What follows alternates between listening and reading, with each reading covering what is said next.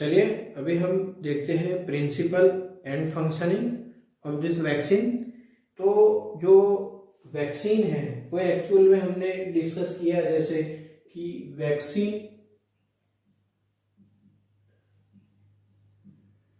जो खोजा था उनका नाम जो था वो है एडवर्ड जेनर। 1796 के अंदर उन्होंने डिस्कवर किया था। तो vaccine is an actual suspension, ये एक सस्पेंशन है of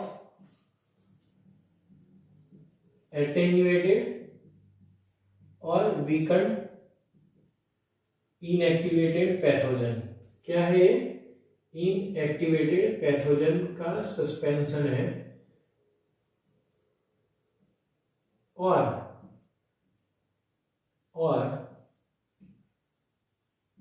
it is also having right antigenic protein, जो कि पैथोजेनिक प्रोटीन बोलते हैं, by a pathogen, and it is taken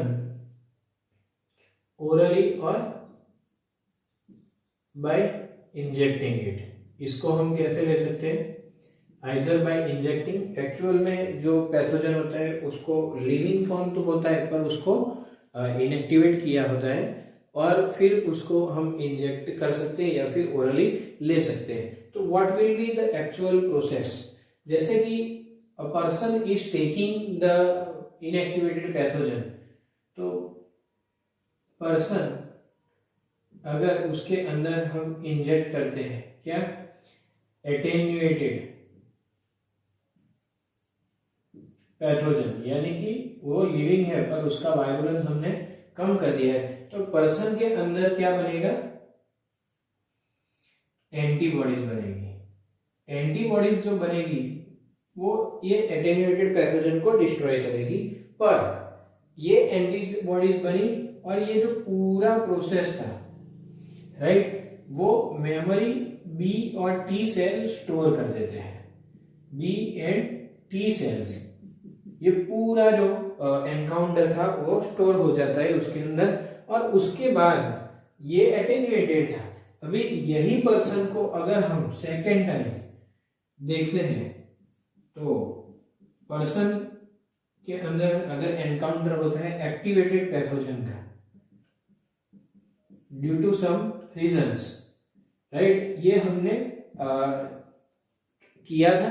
पर अगर सेकेंड टाइम कोई एक्टिवेटेड पैथोजन, वही एक्टिवेटेड पैथोजन जिसको हमने एटेन्यूएटेड फॉर्म में उसके अंदर इंजेक्ट किया था या फिर ओरली दिया था, वही अगर अंदर आता है तो तुरंत ही ये सेल इफेक्टर सेल्स बन जाएंगे और it will produce large number of antibodies, जिससे ये पैथोजन पर्सन के अंदर क्या बनेगा? लार्ज नंबर ऑफ एंटीबॉडीज, जिससे कि इसका डिस्ट्रक्शन हो सके। Destroys the activated pathogen which is present in the person. तो ये हो गया एक प्रोसेस।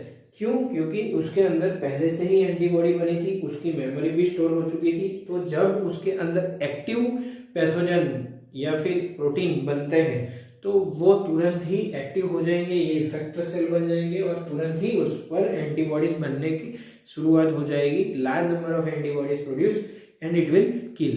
पर ये थोड़ा स्लो प्रोसेस है। अगर अब this is actually active immunity, पर उसके बाद अगर पर्सन को एकदम तुरंत ही इम्यूनाइजेशन की जरूरत है, जैसे कि ड्यूरिंग स्नेक बाइट है ना, टॉपिक इज पैसिव इम्यूनाइजेशन। तो जो हमारा टॉपिक है passive immunization, if a person, ये अलग है ये अलग है। पैसिव इम्यूनाइजेशन के फादर है वॉन बेहरिंग, जिन्होंने एंटी डिप्थेरियल सीरम को डेवलप करके उसको इंजेक्ट किया था सिप के अंदर, वो ही पैसिव इम्यूनाइजेशन के फादर है वॉन बेहरिंग। तो टॉकिंग अबाउट पैसिव इम्यूनाइजेशन, इसके अंदर अगर पर्सन को स्नेक बाइट हुआ है, person snake bites to a person, तो तुरंत ही पर्सन को हम ये प्रोसेस में नहीं ले जा सकते कि vaccine it requires quick response. तो क्विक रिस्पॉन्स के लिए क्या देना पड़ेगा? First snake bites to a person, तो person is given preformed antibodies, person is given preformed antibodies और एंटीटॉक्सिन, जिसके अंदर प्रीफॉर्म्ड एंटीबॉडीज रहते हैं, एंटीटॉक्सिन्स। क्या होता है इसके अंदर? ये सस्पेंशन के अंदर प्रीफॉर्म्ड एंटीबॉडीज होते हैं, जिससे कि इसके जो टॉक्सिन्स है उसको न्यूट्रलाइज किया जा सके।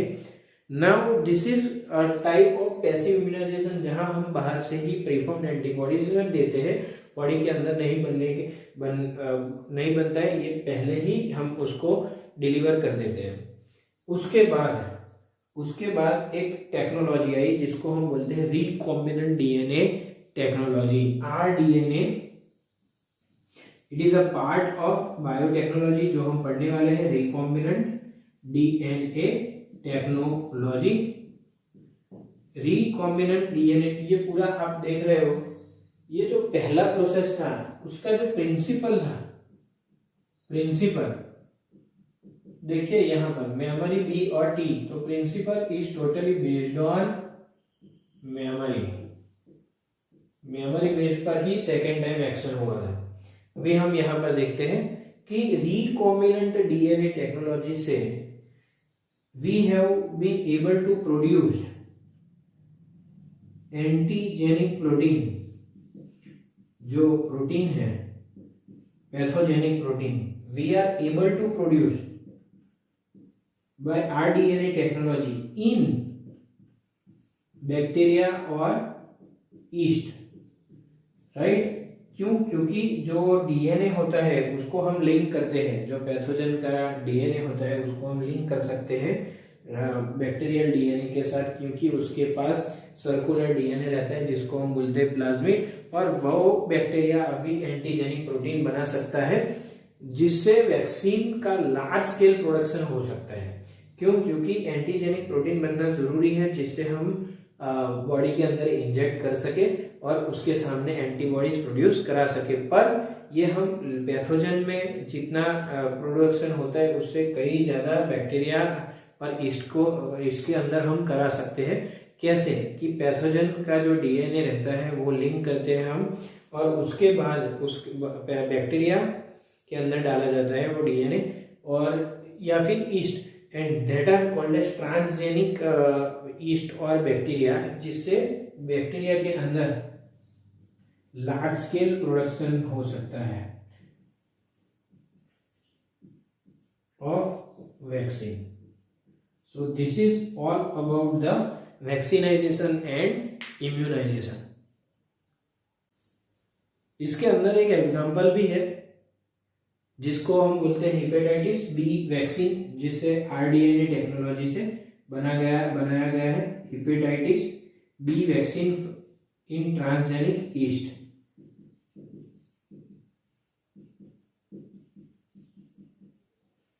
फ्रॉम ट्रांसजेनिक ईस्ट, ये आपको याद रखना है, पूछा जा सकता है। Hepatitis B vaccine is formed by rDNA technology. So this is all about the vaccination and immunization.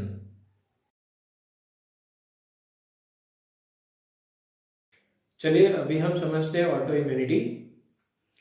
Auto immunity, जैसे हम हायर वर्टिब्रेट्स हैं हम, तो ह्यूमन इम्यून सिस्टम जो होता है,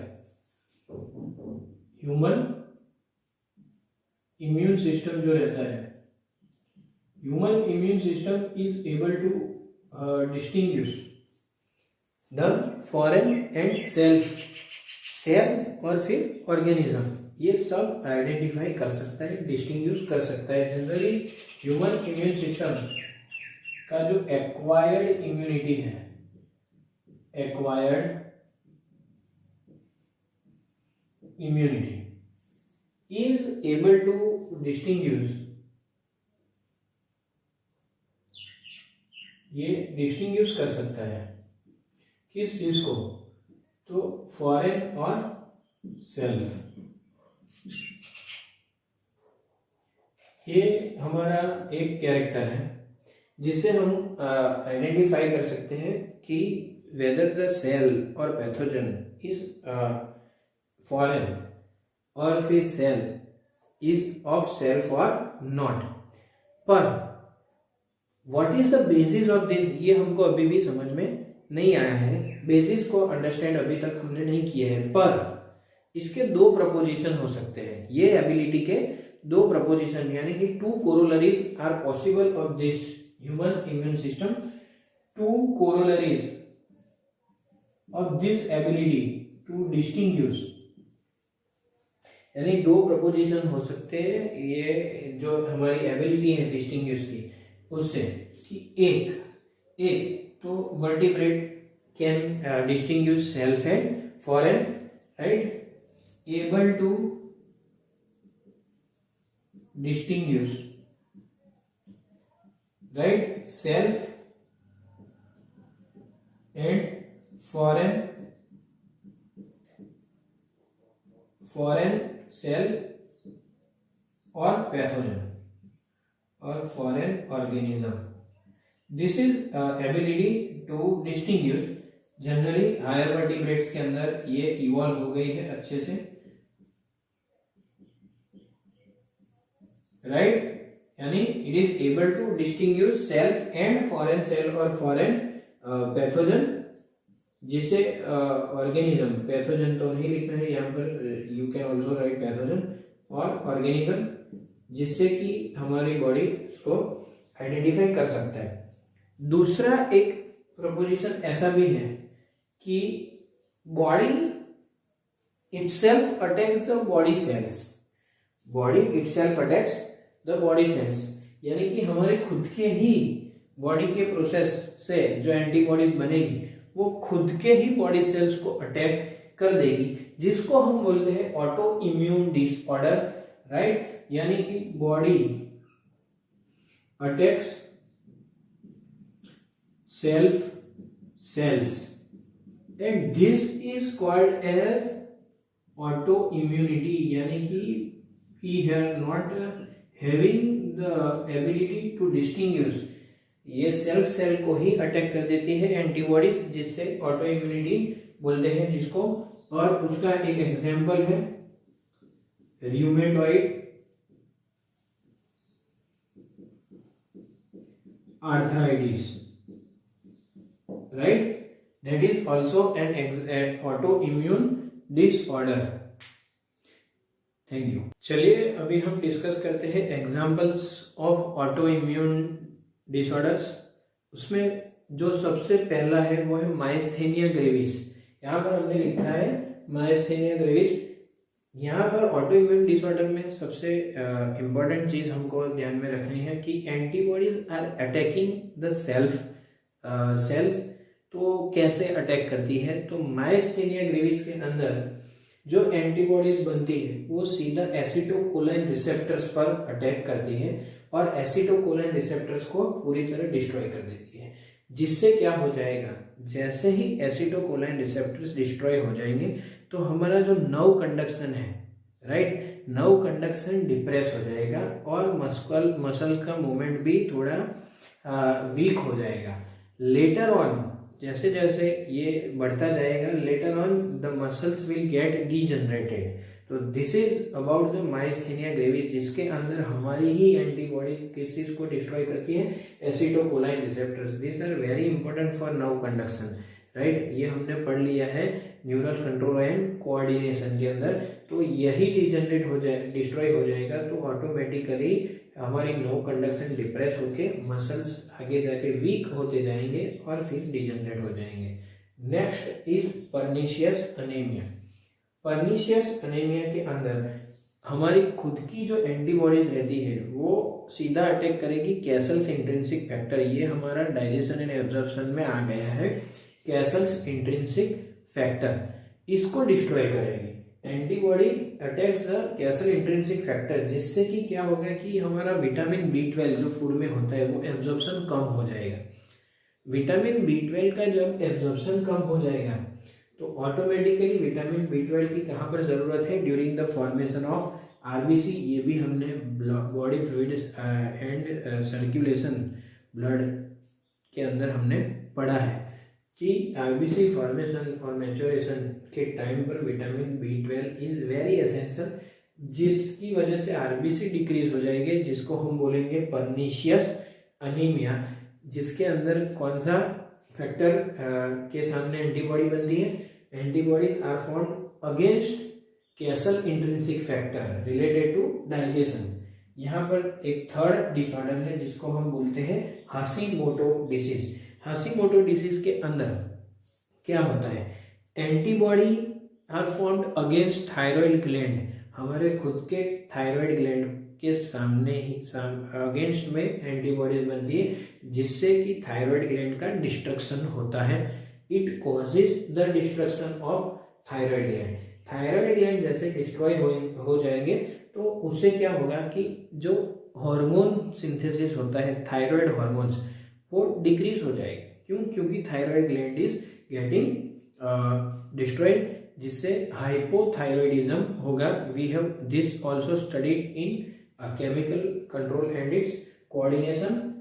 the last one is multiple sclerosis. इसके बाद दो बची है, IDDM एंड रूमेटॉइड आर्थराइटिस, जो NCERT में है। रूमेटॉइड आर्थराइटिस का एग्जांपल दिया गया है। तो पहले देखते हैं multiple sclerosis. Antibodies formed are destroying the myelin sheath, myelin sheath को ही डिस्ट्रॉय कर देती है, जिससे कि न्यूरोलॉजिकल फंक्शनिंग कैसा हो जाएगा? डिसफंक्शन हो जाएगा, जिससे कंट्रोल एंड कोऑर्डिनेशन पूरी तरह डिस्टर्ब हो जाएगा। This is about myelin sheath destruction and that disease is referred as multiple sclerosis. अभी हम देखते हैं rheumatoid arthritis and IDDM, that is insulin dependent diabetes mellitus. Next example is about autoimmunity is rheumatoid arthritis, जो कि ये NCERT text book में दिया हुआ है। और इसका हम डिस्क्रिप्शन पढ़ते हैं कि व्हाट इज रूमेटॉइड आर्थराइटिस। एक स्पेसिफिक टाइप की एंटीबॉडी, IgM टाइप की एंटीबॉडी, जिसको हम बोलते हैं rheumatoid factor, is present in the person having autoimmunity. और ये एंटीबॉडी से क्या होता है? Due to the presence of antibody it will cause inflammation of synovial membrane, जो कि मूवेबल जॉइंट्स के अंदर रहता है, जो कि हमने पढ़ा है लोकोमोशन और मूवमेंट्स में। टाइप्स ऑफ जॉइंट्स में जो मूवेबल जॉइंट्स थे, राइट, कंप्लीटली मूवेबल, उसमें साइनोवियल मेम्ब्रेन, वहां पर उसका इन्फ्लेमेशन होगा। अगर उसको हम ट्रीटमेंट नहीं देते हैं तो ये मेम्ब्रेन थिक होता जाएगा और साइनोवियल फ्लूइड का भी सिक्रीशन इंक्रीज हो जाएगा।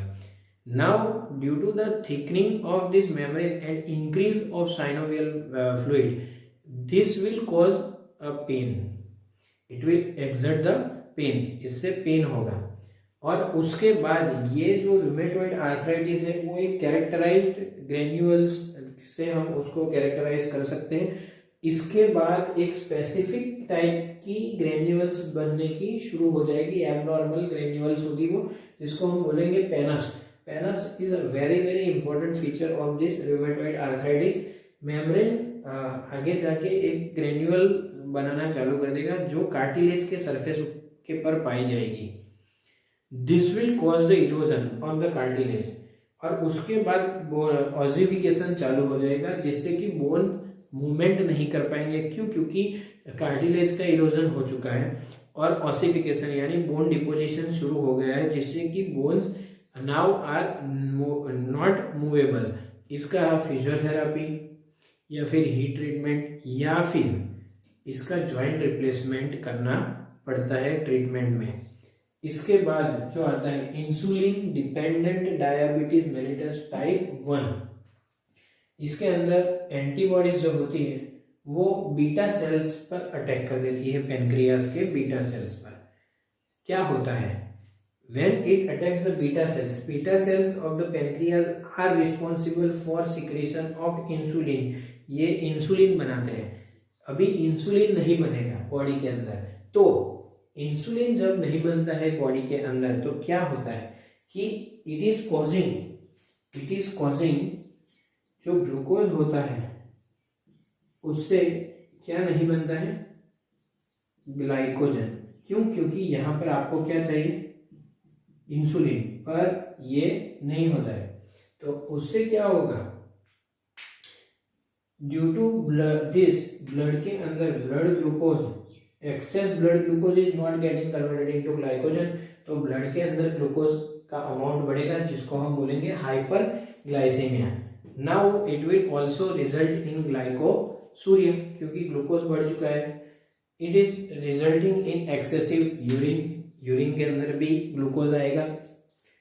पोलीडिप्सिया, एक्सेसिव जब यूरिनेशन होता है तो ऑटोमेटिकली पर्सन को थ्रस्ट भी लगती है, जिसको हम बोलेंगे polyuria.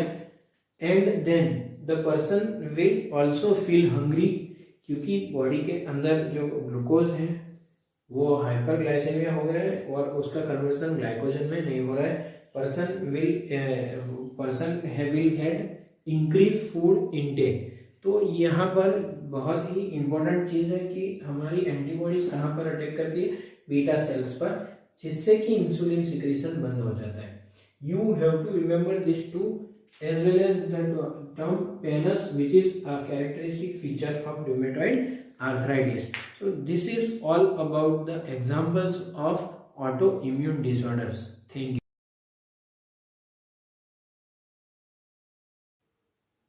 So friends, we are starting a new topic, that is immune system of the body. Immune system of the body is very important. यहाँ पर कौन कौन से चीज से बनता है पूरा इम्यून सिस्टम, ये हम देखते हैं। सबसे पहले तो इम्यून सिस्टम के अंदर आएगा लिम्फोइड टिश्यू, फिर दूसरा है lymphoid organ, the third one are the cells यानी कि lymphocytes, and fourth one is antibodies. यानी चार हो गए, antibodies, lymphocytes, lymphoid organs and lymphoid tissue. यहाँ पर हम जो डिस्कस करने वाले हैं वो है लिम्फोइड ऑर्गन्स। इम्यून सिस्टम की एक बहुत ही इंपॉर्टेंट कैरेक्टरिस्टिक है कि इट कैन आइडेंटिफाई और distinguish between foreign and self, यानी कि फॉरेन सेल्स और सेल्फ सेल्स को वो डिस्टिंग्विश इजीली कर सकता है। इसकी वजह से immune system is playing a very important role in, ये बहुत ही इंपॉर्टेंट रोल प्ले करता है एक तो एलर्जिक रिएक्शंस में, फिर दूसरा जो है वो है कि auto immunity, and the third one is organ transplantation. यानी कि ये अगर हमको मालूम है इम्यून सिस्टम कैसे एक्ट करता है तो ये हम कर सकते हैं, और बहुत जगह पर ऑर्गन ट्रांसप्लांट हो चुका है। तो ये हो गया कि it is immune system of a body is playing a key role in certain cases like allergic reaction and auto immunity and organ transplantation. यहाँ पर अगर आप देखो कि लिम्फोइड ऑर्गन्स को हम डिस्कस करने वाले हैं, तो लिम्फोइड ऑर्गन्स, कौन से ऑर्गन को हम लिम्फोइड ऑर्गन बोल सकते हैं, तो जहां पर lymphocytes का those organs which undergoes origin of lymphocytes, उसका origin हो या फिर उसका maturation हो या फिर उसका proliferation हो, यानी कि उसका नंबर इंक्रीज हो, प्रोलिफरेट करे, यह सभी ऑर्गन को हम क्या बोलेंगे, lymphoid organs. So they basically those organs which undergoes the origin of lymphocyte, where the origin of lymphocyte occurs, second where the maturation of lymphocyte occurs, and third one is the proliferation of lymphocyte occurs. इन सभी organs को हम lymphoid organs बोलेंगे। Now it is characterized into two, primary lymphoid organs and secondary lymphoid organs। तो primary lymphoid organs के अंदर क्या होता है कि primary lymphoid organs are basically bone marrow and thymus. So this are the two organs which makes the lymphocyte sensitive to antigens, right. यहां पर lymphocyte का क्या होता है, लिम्फोसाइट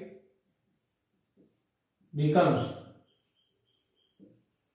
sensitive to एंटीजन, यानी कि यहां पर इसका मैच्योरेशन होता है, लिम्फोसाइट्स का मैच्योरेशन यहां पर होता है। उसके बाद वो ट्रैवल करके कहां पर जाते हैं, सेकेंडरी लिम्फोइड ऑर्गन्स। वहां पर सेकेंडरी लिम्फोइड ऑर्गन्स का रोल क्या होगा, तो सेकेंडरी लिम्फोइड ऑर्गन्स ये साइट प्रोवाइड करते हैं एंटीजन के साथ रिएक्ट करने के लिए, so that it can interact with antigen, and as well as it also proliferate, lymphocytes also proliferate in secondary lymphoid organs। तो यहाँ पर organs provides site for interaction with antigen and also lymphocyte proliferate over here, lymphocytes proliferate, यानी कि इसका number बढ़ेगा। तो ये हो गया primary and secondary lymphoid organs. Now we will see one by one primary lymphoid organs as well as secondary lymphoid organs. Primary lymphoid organs में दो आते हैं। फर्स्ट वन है bone marrow. Bone marrow is found in the bone. Generally ये जो एक part है वो ऐसा पार्ट है जहां से सभी ब्लड सेल्स ओरिजिन करते हैं। Bone marrow give rise to all the blood cells including lymphocyte, यानी कि लिम्फोसाइट का बर्थ कहां पर होता है, तो बोन मैरो में होता है। तो यहां पर cells of blood originate here including lymphocytes, right. सो ये हो गया ओरिजिन साइट। बी सेल्स का मैच्योरेशन भी वहां पर ही होता है। Now talking about the thymus. Thymus को अगर हम समझे तो thymus is generally found at, this is near to the heart, it is a lobed organ. ये एक लोब्ड ऑर्गन है, it is lobed organ and near heart, beneath the breast bone. जो breast bone होता है उसके exact beneath करता है ये लोकेट, तो बीनीथ ब्रेस्ट बोन। एक पिक्युलरिटी है थाइमस की कि जब बर्थ होता है तब थाइमस का साइज कैसा रहता है, थोड़ा बड़ा रहता है। Thymus is larger in size at the time of birth, but जैसे जैसे पर्सन प्यूबर्टी अटेन करता है थाइमस की साइज रिड्यूस होती जाती है and it becomes very small, right. वो बहुत छोटा हो जाता है। तो this is the peculiarity of thymus, right.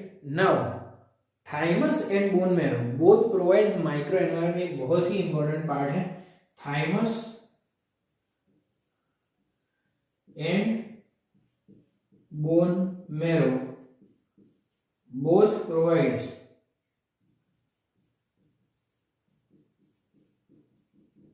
micro environment। किस चीज के लिए माइक्रो एनवायरनमेंट चाहिए, to for development, maturation and development of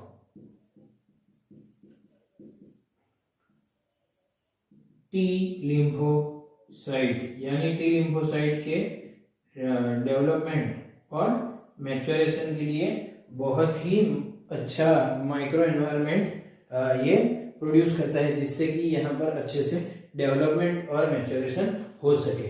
now we are going to discuss about secondary lymphoid organs.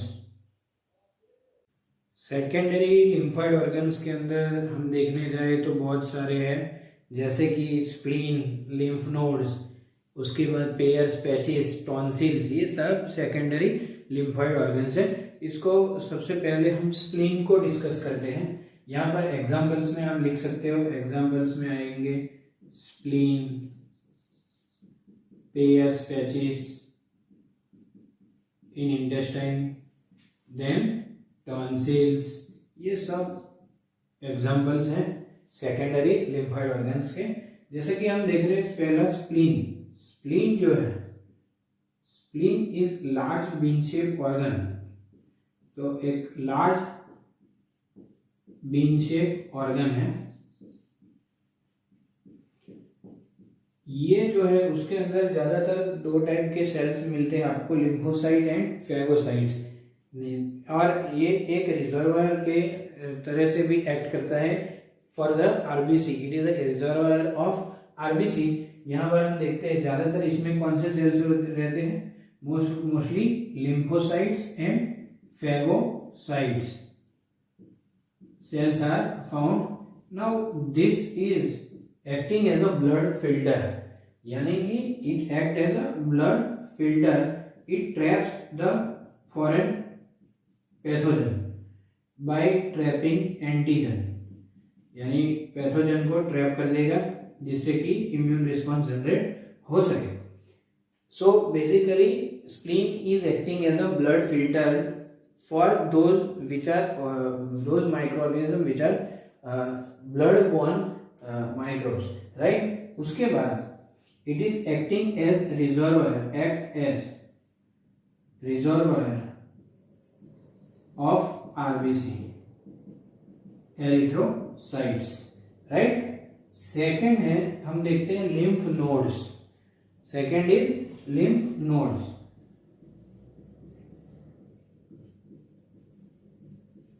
पूरे लिम्फेटिक सिस्टम में सॉलिड स्ट्रक्चर्स पाए जाते हैं। Solid structures are found in entire lymphatic system.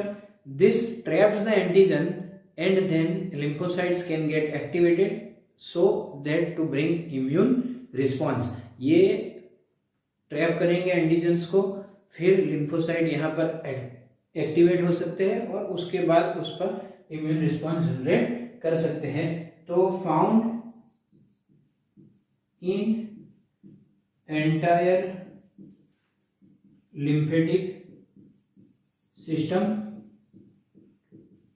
right? solid structures होते हैं ये entire lymphatic system के अंदर, right? इसके बाद they trap antigens, जिससे क्या होगा, एंटीजेंस को ट्रैप करेंगे तो लिम्फोसाइट एक्टिवेट होती है, lymphocyte activate to bring a immune response. तो ये हो गया lymph nodes. The last topic is about the tissue, mucosal associated lymphoid tissue, जिसमें से 2017 के नीट के पेपर में क्वेश्चन आ चुका है कि how many percentage of the lymphoid tissue is formed by MALT, that is mucosal associated lymphoid tissue. तो third is mucosal associated lymphoid tissue, MALT, ये टिश्यू है। इसका जो है mucosal associated lymphoid tissue lines the major tracts of the body। भी major tracts, inner lining जो होती है मेजर ट्रैक्ट्स की, वो कौन कौन से मेजर ट्रैक्ट्स, एक हमारा जो रेस्पिरेटरी सिस्टम है वो, दूसरा डाइजेस्टिव सिस्टम है वो, और तीसरा है यूरिनोजेनाइटल ट्रैक्ट। तो म्यूकोजल एसोसिएटेड, इसका फुल फॉर्म भी आपको याद रखना है, mucosal associated lymphoid tissue, right? इसमें ये जो है it is present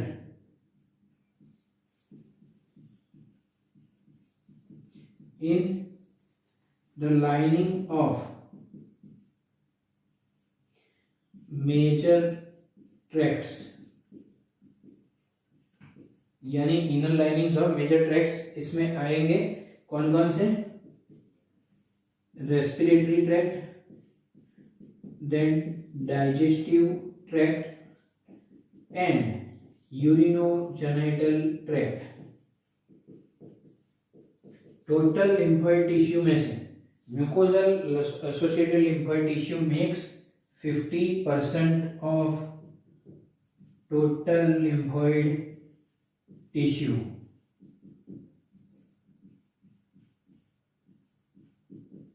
यानी कि 50% total of this entire lymphoid tissue is formed by MALT। ये मेजर ट्रैक्ट्स में पाए जाते हैं, respiratory, digestive and urinogenital tract. So basically this is all about the immune system of the body. Thank you.